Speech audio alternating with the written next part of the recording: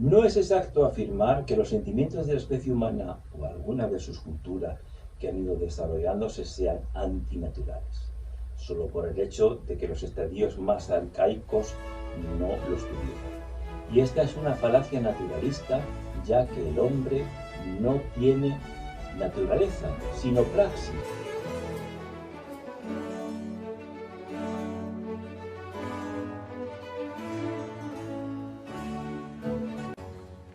Es decir, historia. Su constitución natural humana es su propia evolución cultural, que además resulta irreversible, pues ha venido a constituir su naturaleza en su forma de configuración de los impulsos y de los afectos.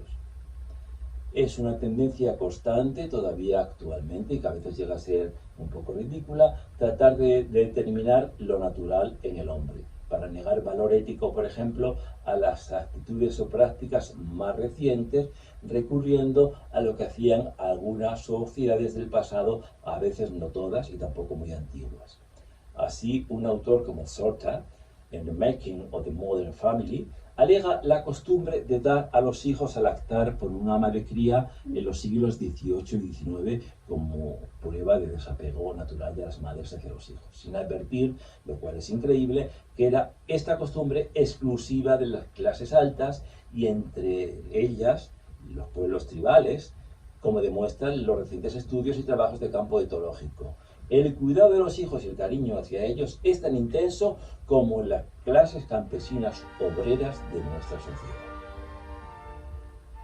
El error a que aludimos es todavía una consecuencia de algo tan obsoleto como el derecho romano, el ius gentium, como manifestación del derecho natural supuesto enunciado por la Estoa, que convirtió el estoicismo en una doctrina.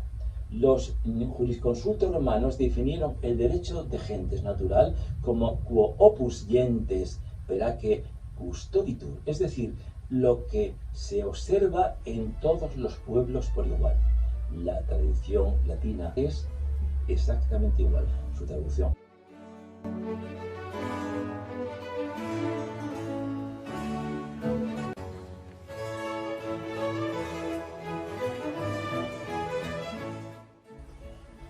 La mentalidad clásica, debido a la influencia aristotélico-estoica que confirmaba y afirmaba dogmáticamente la existencia de una psiquis o naturaleza universal e intemporal en la especie humana, tenía que haber costumbres y opiniones universales guardadas por todos los pueblos, por lo tanto, dimaraban directamente de la naturaleza básica del hombre. Todo esto fue un montaje filosófico debido al sistematismo clásico, todavía no bien informado sobre las costumbres de los pueblos arcaicos, que a la luz de la antropología ya se han verificado sin fundamento. Y desde la antropología hemos de dejar perfectamente claro dos verdades fundamentales que atañen al hombre y cuyo conocimiento hará cambiar la orientación de ciertas investigaciones interesadas. No hay en absoluto costumbres universales que todos los pueblos hayan observado por igual, ni que dimanen de una naturaleza humana básica. Y segundo, la especie humana no tiene naturaleza en ese sentido, sino praxis, es decir, solo historia, y en los pueblos arcaicos y tribales o ágrafos que no conocían la escritura, se han dado toda clase de costumbres y de actitudes, mientras que en cambio los mitos sí se asemejaban. Es decir, que no es en absoluto posible encontrar una práctica, un uso o costumbres que haya sido en los primeros tiempos de la humanidad universal, salvo algunos gestos o fragmentos de conducta etológicamente espontáneos, pero siempre integrados diversamente en contextos rituales diversos, porque los pueblos arcaicos y tribales todo uso estaba ritualizado, hasta incluso el infanticidio postnatal. Lo que se advierte más que unas costumbres homogéneas y universales es, como hemos dicho, un conjunto de mitos y de creencias bastante análogos entre los diversos pueblos que en la práctica investían de significado y de valor objetos o personas muy diversos en cada tribu y área cultural que daban lugar a actitudes y a prácticas muy diversas. Por ejemplo, el canibalismo, pero un canibalismo practicado en cada lugar de formas enteramente dispares.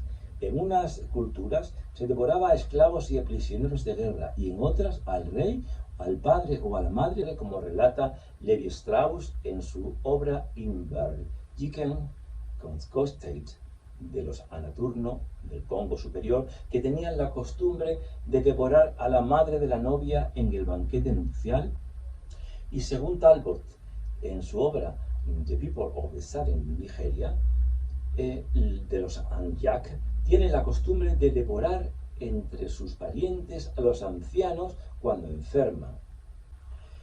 En unos casos se sacrificaban de un modo y en otros de otro.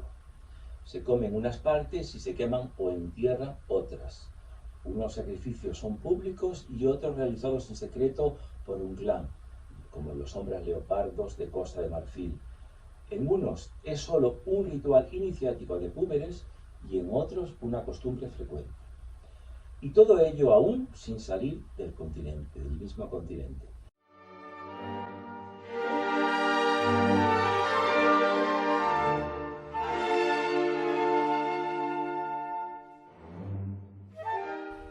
Prácticamente podría decirse que lo más extendido y constante entre los primitivos, aunque no universal, son estas costumbres crueles como el exterminio de los prisioneros, el infanticidio, el canibalismo, las mutilaciones iniciáticas, etc. Nada de lo cual puede presentarse como muy conforme con la supuesta naturaleza humana, origen del derecho y de la ética. Ya se ve que en esta actitud filosófica mal informada opera además el mito rusoniano del buen salvaje. Otro tanto puede decirse de las actividades y de los usos sexuales.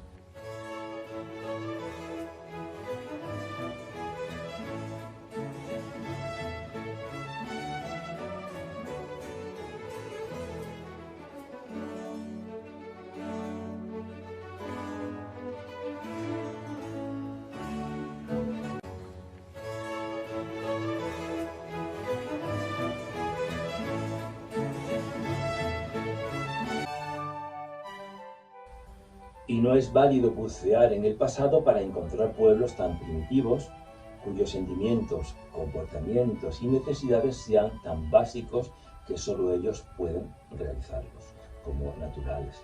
En este caso, para ellos el canibalismo, el infanticidio y el exterminio de las tribus vecinas sería lo más natural en la especie humana y, por supuesto, la guerra, pero sin embargo eso no es natural en Europa.